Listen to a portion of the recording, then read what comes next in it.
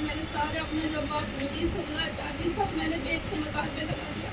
मेरे पति ने एक ईंट उठा के भी यहाँ से याद ही रखी। सारा काम मैंने खुद करा है, गाड़ी बंद करके काम करते करते। जब वो मकान बन के तैयार हो गया, कर्जा पानी लेके मैंने मकान बनाया। मेरे आदमी ने कहीं से कर्जा भी नहीं लिया, मैंने अपने बलबूते पे कर्जा लेके कर्जा भी बनाया, मकान ही बना लिया। जैसे ही मकान बना मैं 1 साल भी नहीं रह पाई। जब मैं एक कमरे में गुजारा कर रही थी, जब फिर भी थोड़ा सब कुछ सही चल रहा था, जब सबके अलग अलग हिस्सा बंटवारा हो गए, सास ससुर का भी इतना 4 मंजिल मकान है, सब घर परिवार में सब बढ़िया है, बहुत किसी चीज़ से कोई हाथ नहीं है। पर जेठानी ने सास ससुर को रखने के लिए मना कर दिया, देवर ने भी मना कर दिया। हालांकि मेरे को किसी के पास रहने की जरूरत ही नहीं है, मैंने फिर भी सोचते कि भैया बुढ़ापा हम पर भी आएगा, मैंने अपने सास ससुर को अपने पास में रख लिया। मैं कहीं यहीं रहेंगे, कम से कम बड़े बूढ़ों का आशीर्वाद बच्चों के सर पे बना रहेगा। मैं वो शराब पी के जब भी तमाशा करते थे तो वो उसका ही सपोर्ट करते। मैं थकी आ रही, शाम को घर से काम पर जा रही हूँ, बस में से तो आ रही हूँ, बस कोई मेरे मुकाबले में चल रही कि मैं कहूँ बस आ जाएगी 5-10 मिनट की देर से लेट हो जाती। अभी घर में मैंने पैर जैसी गेट आ गई, दिल्ली आखिरी रंजी घूमता करके और ये मैं हटन हो गई। सास ससुर कोई नहीं है, बस सास ससुर तुम्हारे साथ है क्या लग रहा है? मेरे साथ उसी में उनके मकान में रह रहे, मैं तो अलग अपने बच्चों को लेकर के रह रही हूँ।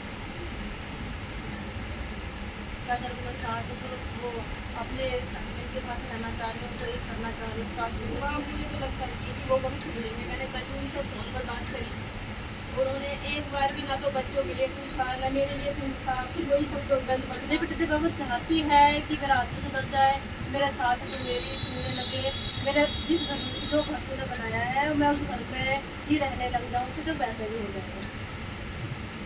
और अभी तो मेरे काम से आई, मैंने तो अभी काम कर रही जो मेरे मालिक उन्होंने मुझे बहुत सारा देर दिया।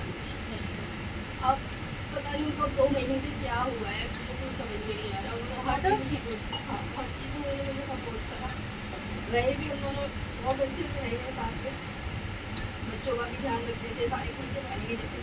और अब पता नहीं क्यों 2 महीने से ऐसे हो गए हैं कि ऐसे फ़ोन करके भी नहीं पूछ रही कि क्या मर रही है या जिंदा। क्या नाम है उनका? बता दें क्या उनका। अभी 2 महीने पहले उनकी बेबी आई थी मेरे पास, जब वसीकरण है उसका। मुझे बस अभी यही लग रहा है कि ये इंसान ऐसा नहीं है कि इसके साथ मैं 2 महीने से लगातार रहकर तो वसीकरण है। अगले दिन उसकी बेबी वैसे मिलती गई है ना, वो जिससे ये आगे खूब पाया पलट 15 दिन की अपने गाँव हुई। और गाँव जिस दिन वो आने वाली थी ना, शाम को मैं मिलकर आई हूँ उनके घर में बहुत। तो इसकी बेबी को पता था? पता नहीं था, तो कहते शब था, छोटे वाले भाई के दिमाग में शब डाल दिया। तो शब की बिना पर 15 दिनों में अपने गाँव में जाके कुछ करके आई है, क्या करके आई है वसीकरण है। और आगे वसीकरण दिख रहा है और कुछ इधर नहीं, इसी वजह से ये ढंग से बात भी नहीं करते।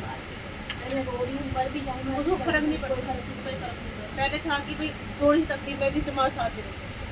और ऐसा नहीं कि करोड़ों की संपत्ति है, करोड़ों की जायदाद है, बहुत बड़ा करोड़पति है। इससे अगर मैं अपने बच्चों के कुछ मांग रही हूँ तो इसके लिए ऊँट के मुँह जीने की तरह मुझे नहीं मांगी। बस मैं सब रहने के लिए, बच्चों को रहने के लिए सब कुछ छटवाने के लिए सब कुछ छट करा दे, चाहे मेरे नाम भी मत कर, सब मेरे को इतना करा दे कि जब तक मेरे बच्चे की कोई अच्छी किसी और के वश में हो गया, उसका वसीकरण काटना पड़ेगा। ये चीज़ें होंगी, उसके बाद ये शायद गुजारा नहीं है। तो इसके साथ रहना चाहते हो?